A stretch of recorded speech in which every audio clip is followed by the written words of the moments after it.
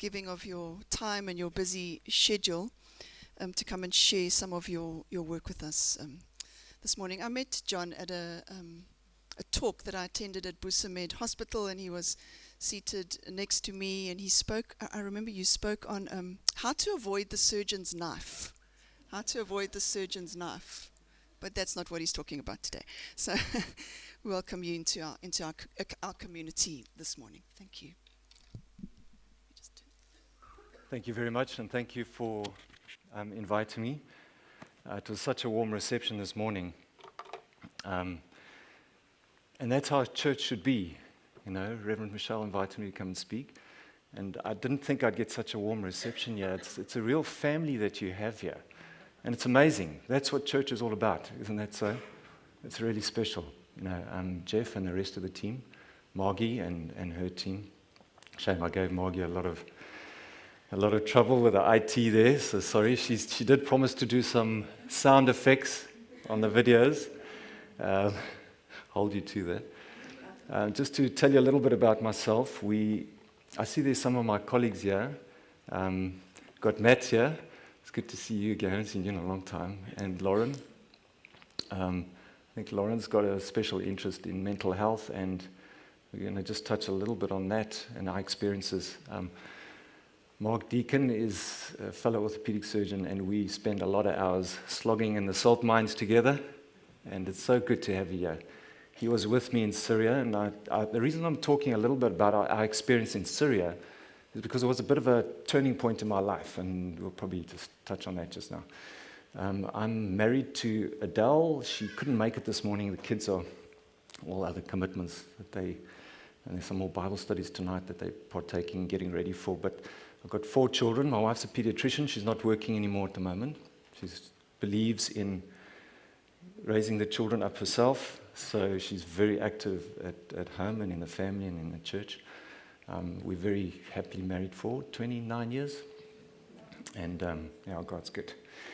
All right, so Mark and I practice at Busamed and also Netcare Albolito. In fact, Netcare, just to put things in perspective with mental health, and you can see why just now, is they've actually closed part of our hospital down and opening a whole new wing, 77 beds, for mental health. So we are seeing a time in history when we really need to, each of us individually, look at our own mental health and take ownership for that.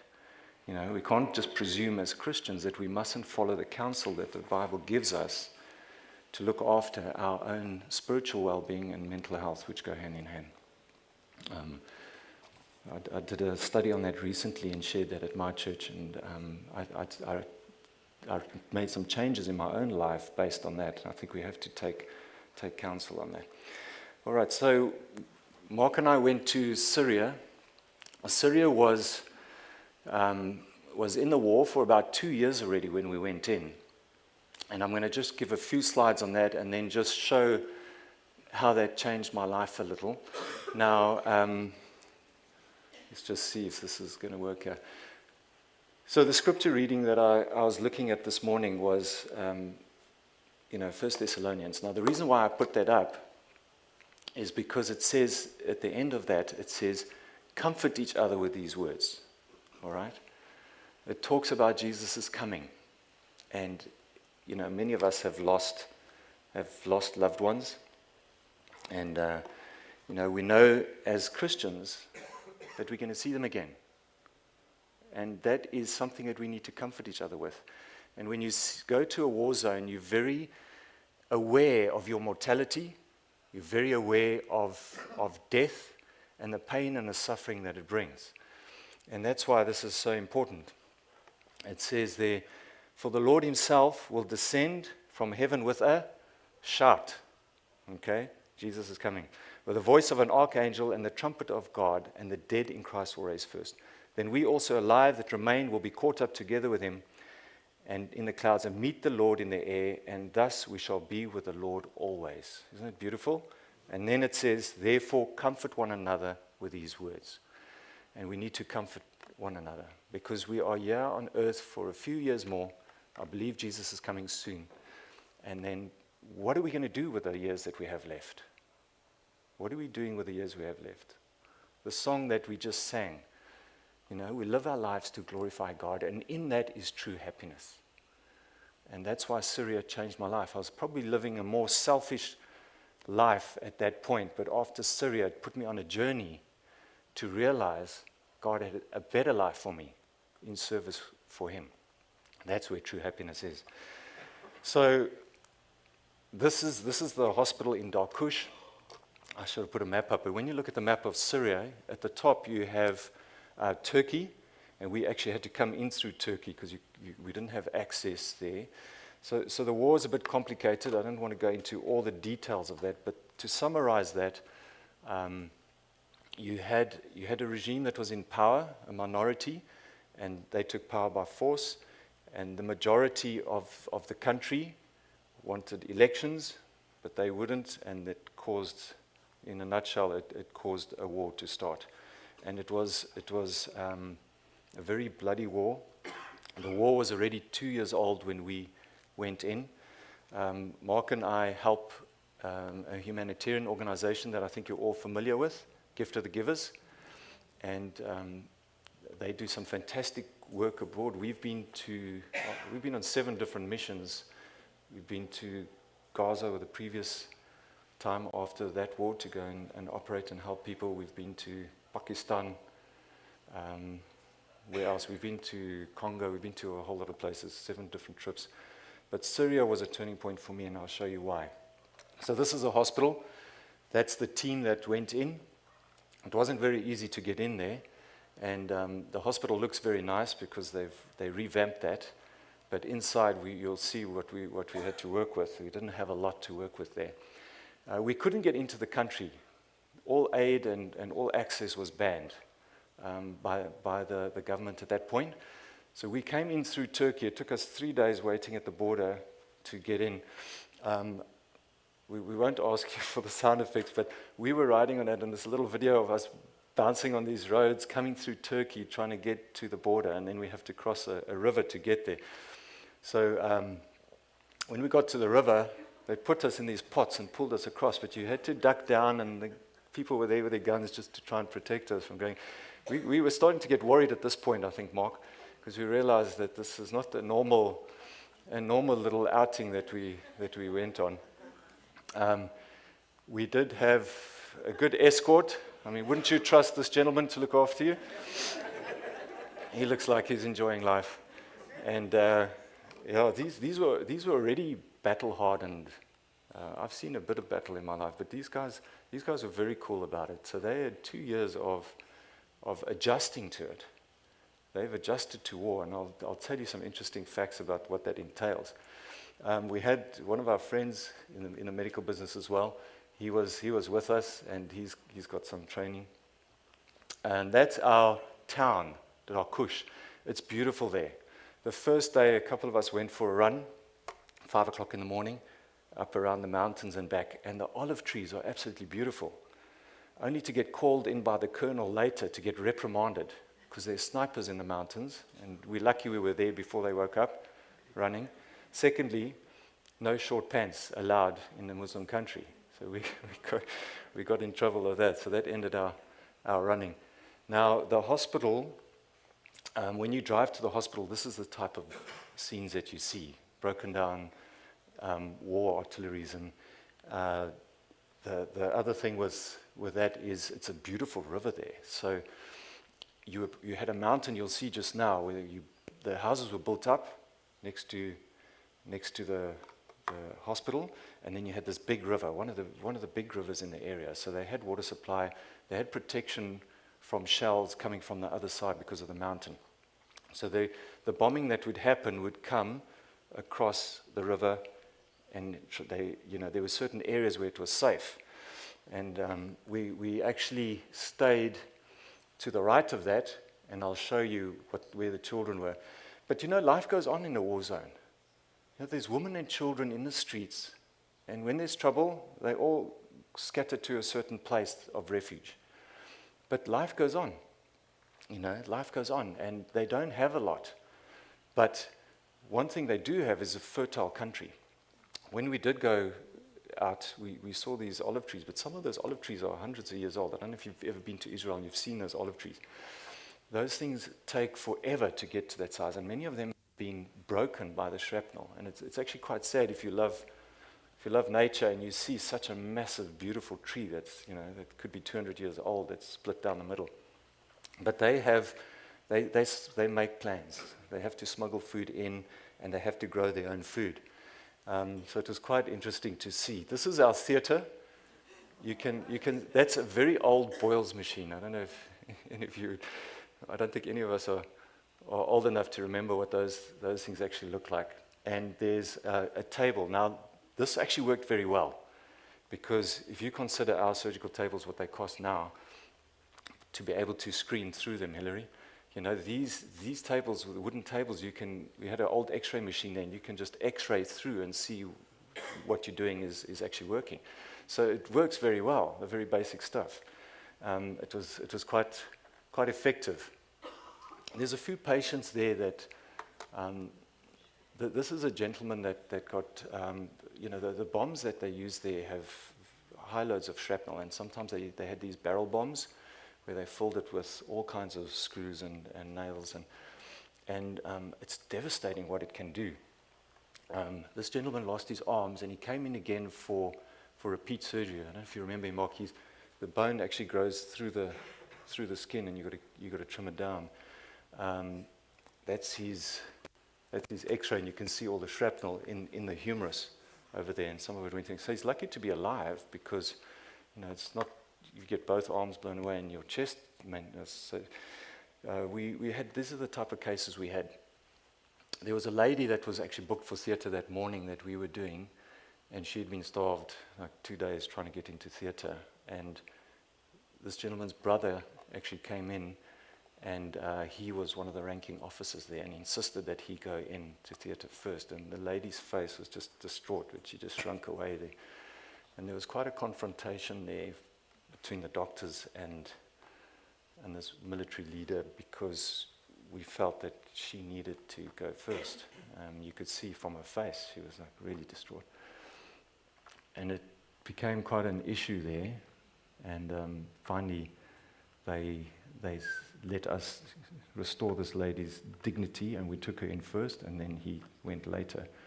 But that confrontation actually was a bit of a blessing in disguise, because if we had just let it go, firstly, that lady her self-worth would have not been restored under those circumstances. And secondly, after that, the military leader was actually very friendly to us. I think there was a mutual respect there. Morning, Roseanne. Good to have you here. Roseanne's the expert in Syria, actually, so I'm happy she's here. If there's any questions afterwards, we're going to call her to the front. So there was a lot of children that were there as well. We had all the orthopedic injuries you can imagine. We would have loved to have an eye specialist there as well. There's certain things that you just can't manage there. But I mean, if you think, when you see this devastation, firstly, you see this pain and suffering in the eyes. Doesn't this verse come to your mind? The enemy comes to steal, kill, and destroy. But God offers life, and life abundantly. That's what we need in this world. That's what we need in this world. If you look at the sadness there, and that face tells a story. Many of these people have lost their children, have lost their livelihood. We come back from a mission like that, and you suddenly realize when you walk into theatre, when you walk into your home, as South Africans, we do complain quite a bit, and we've got a lot to complain about. We complain about politics and the weakening rand, but when you come back from where people have a different level of problems in their lives, suddenly you start counting your blessings, and you start appreciating the things that we are enjoying in this country. And this is the house that we stayed in. Even the little ones have their weapons, and they teaching us how to use it. We're just entertaining them. We didn't want to have anything to do with that. But yeah, they were so friendly. We stayed in people's houses. No hotels, there's nothing there. You've got to eat with them. You've got to learn to use the cultural toilets and the way they shower and everything. It's a hard life. This is actually a good house. Roseanne was there last year, I think. And subsequently to the war, there was COVID. There's still war going on at a different level, not as intense as back then. There was an earthquake, and people are living in tents, hundreds of thousands, and under difficult circumstances. And the government refuses aid to go into the northern parts of this country. Human rights violations are astronomical. So, it is a country that we can pray for, and we're not always aware of these things that are happening in the world. But there's a lot of Christians that were in this area in the past as well. A lot of the Muslims would come and say, oh yeah, when the war was happening, some Christians and we were in the house together, and there was like this camaraderie there, and they really welcomed us. And the children would take us and show us places. There was a wall where we were staying, an outside wall, just the corner wall that was still standing. And this child, we couldn't communicate, but he just said to me, come here. I couldn't understand. And then I realized he was telling me, when you hear the mortars coming, you come and you stand behind this wall, because this one has stood the test of time. 2 years, the angles that the mortars are coming from, if you hear the mortar, as the children would go and run and hide there, they'd be safe. Isn't that amazing? And it made me think of that verse, the stone, the cornerstone that was rejected has become the cornerstone. That Jesus was talking about. He is the rock. And this foundation, with a part of the wall, was their little hiding place during the mortar attacks. The children were amazing. It's just one of the little babies in the hospital. Having children now yourself, you start really taking note of children and enjoying them. This video is not going to play, but Mark will remember this very clearly. He's actually in this video. This video they were busy operating there, and suddenly you hear automatic rifles, full auto, actually. They were shooting full auto in the streets. And I wasn't in theater, I was in the casualty. And, in the Middle East, the buildings are built with a flat roof, and you can run onto the roof and they put the washing on and everything. So I grabbed Dr. Ramnarain was the vascular surgeon that was with us, grabbed her and we ran up to the roof because I wasn't sure. It was right in front of casualty, all the shooting. And I managed to peer over the roof and I saw typical in the streets, shooting, fighting. So we didn't know what was going to happen, and we actually, she's not a Christian, but we prayed together on that roof. And later on we found out that it was different factions that were fighting, and then there was a debate about whether we should leave or not. But the whole team decided, after discussing it, that we were going to stay. So we did the full 2 weeks there. But that's probably the closest we've come to being in trouble on our missions, hey Mark? But it was amazing, that peace that we had after we prayed up there on the roof. It was just the two of us plus one of the military guys. And for those of you who have done army training or anything like I have, there was an AK-47 there, and my natural instinct was to grab it and just be ready in case. But we prayed, and after that, there was a peace there, and it was almost as if God said, don't take it. I didn't need to take that weapon, which is very uncharacteristic of me because I've always grown up with a bit of a military and combat background, and I just had a peace there, and it was a lesson for me for the rest of my life. You must trust God. You don't have to take life, and take things into your own hands. And we just waited patiently there, and it went away. And it was an amazing experience for me personally, just to have that direct answer to prayer. It's not often I can say in my life that God has spoken to me directly, but that was very clear and very loud. So that was a special moment for me. So that was when I looked up from this is now the roof. When I looked up there were snipers up there. So we were on the roof, and gunshots were there, and I was scouting, and I saw the snipers over there just looking down, but they didn't get involved. I think they knew that it wasn't other forces, it was actually a skirmish amongst their own type of thing, which is a bit unusual, but that happens in war. So I just want to tell you that, you go from that war zone, go to another city where everything looks normal. Everything looks normal. I'm just thinking of New York, for example. But do you realize that there are people that are just as destitute in the cities that we move around in as are there? In fact, sometimes more. There are people that are very needy for God and also just for monetary support and food and stuff in our communities. I've been hearing more and more lately here in South Africa of this. I don't know if you've been following that. And sometimes even in our direct communities. I've had patients that have come to tell me, that they don't have transport, or they don't have this or that, and then when you find out a little bit more, you realize how things are getting tough out there, and we need to stand together and we need to help. But the spiritual need is far greater than what we realize. There's a spiritual need that is growing in our communities. Don't worry about these slides. It just talks about the divorce rates, it talks about child abuse, it talks about the drug usage, and you can look on the internet at the statistics. They're all rising higher and higher. Why? Because we need Jesus in our lives. Doesn't matter how much resources we pour in, unless we bring Jesus to our communities, we are not going to solve any of these problems. There's a verse that you all know. As it was in the days of Noah, so it shall be before Jesus comes. And if you read the story of Noah, it's probably the saddest words in the Bible, because if you have a naughty child, you never tell that child, "I'm sorry that I birthed you," do you? Okay? Jesus said, "I'm sorry I made man." Can you imagine how terrible it was? Now, when you look at this world, that's what sin is doing now.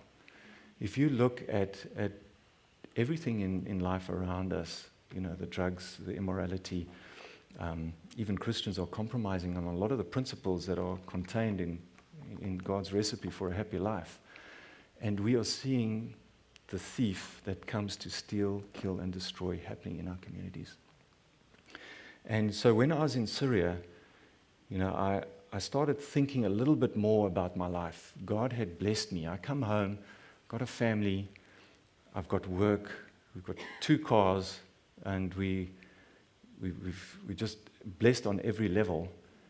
And I wasn't appreciating that, and I wasn't serving. Jesus came to serve. And if you read that verse, it says, even the Son of Man came to serve. In other words, it doesn't say Jesus came to serve. He said, even the Son of Man came to serve. It means a high God came to serve. How much more, it's implying, should we be in service?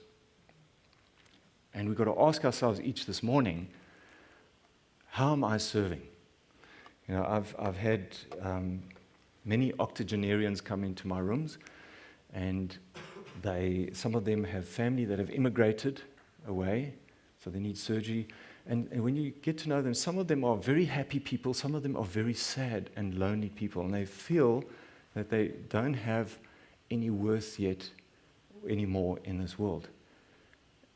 And many of them have left there with words that I've spoken to them saying this, if you took an old age home, for example, or a retirement village, or any of those places, you have people that have a bit more time on their hands than they did before.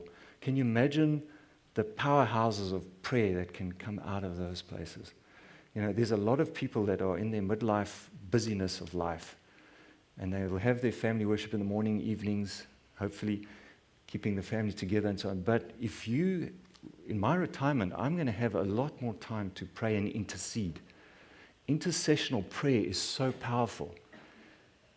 when you get older in the latter part of your life, you don't have to feel useless. You can be more powerful in the ministry and in service through your intercessory prayer than ever before.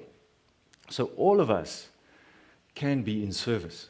And that's where true happiness is. Even if you take secular people that look at treating depression, for example. I studied this a few months ago. I was looking at some articles. Those people who enter into programs where they're helping other people, in other words, service, helps their own mental health. Now, how does that work? Unless it's God designed. Because it doesn't make sense if you look at like the evolutionary theory. It only makes sense if God is designed. Why should I give and receive more than I give? That doesn't make any sense. That's a heavenly currency, not an earthly currency. So in service, you're actually serving yourself. That's amazing. And Paul talks about that. He talks about our rewards in heaven. When we go to heaven one day, God rewards us according to our works. You're saved by grace, but you're rewarded by your service. There's multiple places in the Bible that talks about that. And he was talking about how him serving other people and them serving, how it adds to his credit. And by serving, we are blessed. God has designed that. He says, no one that's left fields and homes and family into service won't receive the reward. They will receive 100-fold in this life and the next. So service is what we need to do, which is intercessory prayer, direct service, helping with people. And that's the key to changing the world. When you go and you help someone, they feel cared for, they feel loved. You give them value. You take away that depression, that heaviness, that cloud that they're living in. Paul wrote a few things about the perilous times that we're living in. I'm probably going to just skip that. All I wanted to say is, one of my favorite chapters in the Bible is Revelation 12, which is a sweeping history of the human race. And it talks about this whole great controversy between our Creator and Lucifer over earthly people, over us, and the love of Christ. And at the end of it says, the dragon was wroth with a woman representing the church of God, Christian church, and went to make war with the remnant or the offspring. And if you think that's just before Jesus comes back, that's us now. We at war with the enemy. And the best way to win that war is service. The best way to do it is service. The service only comes from a heart that spends time with Christ. Your morning manna, that's why Jesus, in Mark 1 verse 35, it said, a long time before dawn, he went to a solitary place. Now this is, he's in Capernaum. I know it's pronounced a bit differently by the scholars. And he's just healed Peter's mom and was healing people till late at night. And the next morning, all the people come back and they're looking for him and he's gone. Even though he worked late at night, a long time before dawn the next morning, he went to a solitary place and there he prayed. That's where our strength comes from, and that's where the service comes from. So Syria, I'm just going to see if that was our team as we were leaving. It's a very sad moment, hey Mark? And Mark there. It was a very sad moment when you leave there because you feel so guilty. Because you're leaving to a place of privilege and you're leaving these people that you've bonded with under those circumstances. It's a hard place. But one day we're going to leave this world and we're going to go to where our citizenship really is. That set me on a journey just quickly. When I got back from that, I realized that I was one of those early revelation Christians who you like lukewarm, okay? And one of the clever clergy, when we were discussing that verse, said, it doesn't say spew, it means vomit, retch out. God said, I'd rather you be warm or cold. But lukewarm is actually worse than being cold. Because you're like that fig tree that has leaves, it claims it has fruit, but then when the person comes for the fruit, there's no fruit there. So it's almost worse than being cold. And I started seeing my life a little bit clearer as I started praying more and reading my Bible more after Syria. And I realized that I was lukewarm. And that put me on a journey. And that actually took me to the Middle East a lot of times. I started studying Daniel and Revelation because I saw many Christians. I wanted to know, as a Christian, am I believing the gospel because it's scientific, or is it just, am I a cultural prisoner? And you've got to ask yourselves that. Do you believe what you believe regarding God because you've had a personal experience with Him, or is it just because you've grown up in the church? I wanted to have a scientific experience as well with God. And I went into the science of health, all the health things about this, the medical stuff. I went and looked at archaeology in Egypt and where the health laws go. And it was fascinating. And I proved scientifically that this book is from God, because the archaeology that came out now showed that the Egyptians did things very differently. So when they didn't get it from the Egyptians. And all kinds of stuff. And it ended up in prophecy and archaeology in the Middle East. Did a whole lot of expeditions there with some doctors in archaeology. So if any of you are interested in science and the Bible, I'd be happy to share that with you at some point. But one of the things that I've found was Nebuchadnezzar was probably the most powerful man that ever lived on this planet. He reigned for 43 years. He was a heathen king.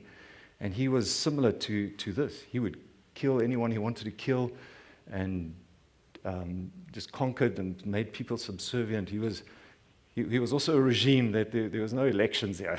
He did it as he wanted it. And yet God pursued him. I mean, the Jews would have looked with him with disdain. God will never save this heathen king. And yet that heathen king wrote a chapter in the Bible, in Daniel 4.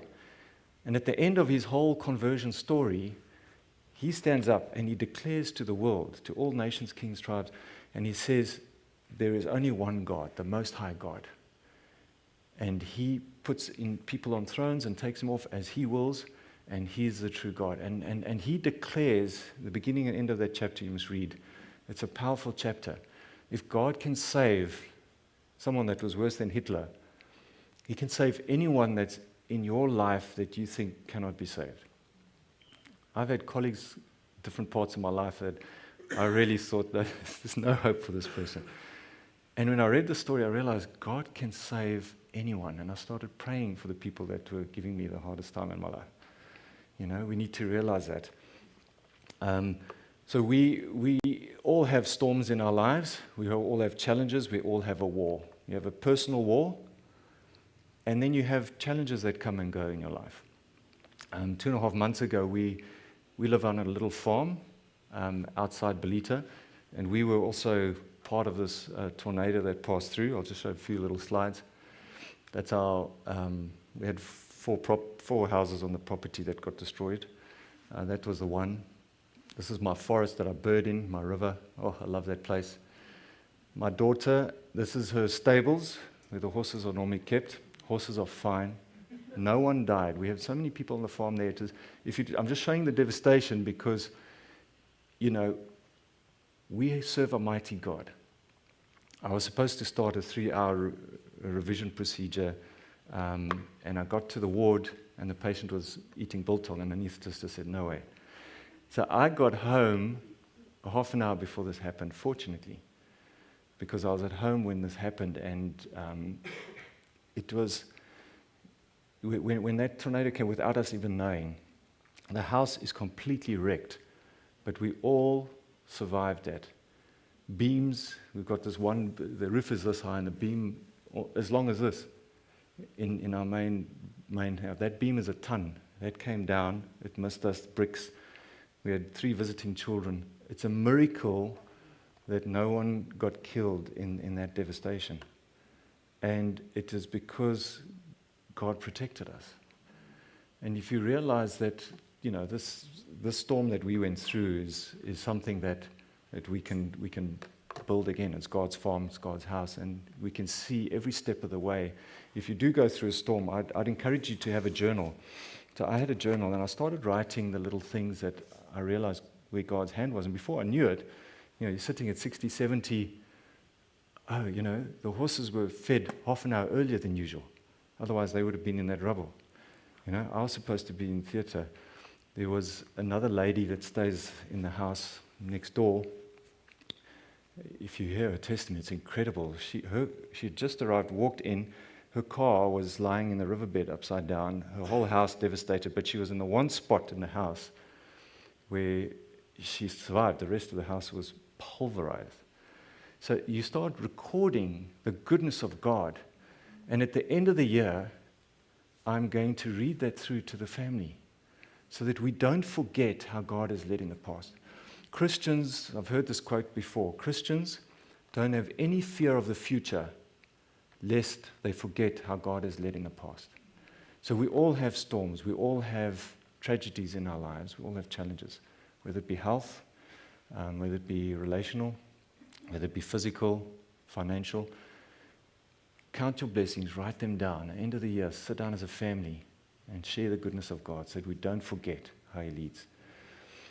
So just to end off with, Matthew 24 talks about the destruction of Jerusalem and parallels what happens at the world just before Jesus comes. It's a beautiful dual prophecy there. As you study prophecy and you look at the rest of the prophecies, it all comes together. In Matthew 24, one of the verses, it says, "And this gospel of the kingdom will be proclaimed throughout the whole world as a testimony to all nations, and then the end will come." And if you look at Revelation 14, it talks about 3 angels. The angels there is messengers.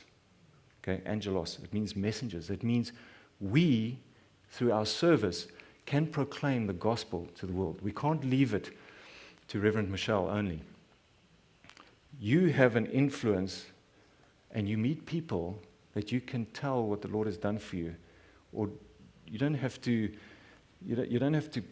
make things uncomfortable for people, but there are ways of sharing love with people. There's ways of sharing what God has done with them without being confrontational, without being embarrassing about it. But you can share what God has done with you to people that none of the elders can reach. That's how the gospel is going to reach the world.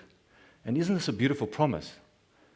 Because there are places now that I'm involved with some missionaries in the areas that are unreached. They go through as teachers and mechanics and so on in the Middle East and various places in non-access countries, we call it. And to hear their stories, it's amazing how many people are accepting Christ. We had a doctor recently, in fact 2 weeks ago. We do a bit of a Bible study on a Friday morning, and one of our partners, Mark and I share a room with him, led this doctor to Christ, and he is a well-known doctor, and he's just so on fire now for the Lord. Just because we got together and we prayed together. He was going through a difficult time. We started praying together. He started reading and doing his own. God led him. And it's an amazing experience to actually see that happening in people's lives. And I think we are all called to do that. So just in closing, I believe Jesus is coming soon. I believe this promise that everyone's going to get to hear about His goodness. And Jesus came and died for us, not so that we can just be saved and keep it to ourselves. We are supposed to be the fountain of living water. We are now His hands, His mouth, and His heart to reach out to people in service. Service to our children, service to those in need, and service to the pot of cultures that we are blessed with here in Durban. We have other religions and cultures all around us every day. Just by giving them love, smiling, and reaching out to them. And when opportunity arrives, share with them what Jesus has done for you. Offering to pray. Sometimes people say no when I've offered to pray. It's not a problem. I'm not going to let my hurt feelings stop me from offering, because even if someone that said no to me a few weeks ago, that person's now thought, well, Johnny's offered to pray with me, and that's in the back of his mind. It's a seed that the Holy Spirit will water and grow. We must stop being sensitive, PC Christians. We must be service-orientated, loving Christians. So that's all I want to do, is share with you this morning. Shall we pray together? Dear Lord, we are living in the most exciting time of world's history. If we look at Daniel 2, the end of that, the feet of miry clay and iron. And the next kingdom that is set up is your kingdom that will grow and fill the whole world. And we're looking forward to that. You have chosen each person here to be born at this time for a reason. That's because we have a circle of influence that we can share and that we can serve and tell them about the good news of your love. Help us to be faithful in this calling. In Jesus' name, amen.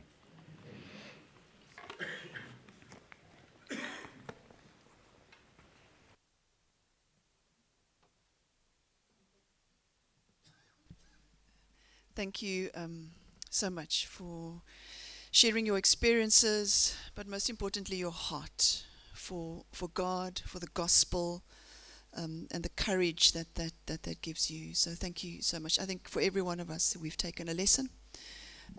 For me to summarize that would not do justice, but I think what's most importantly, that God is glorified, that His word is shared, and that His love reaches everybody. So thank you so much.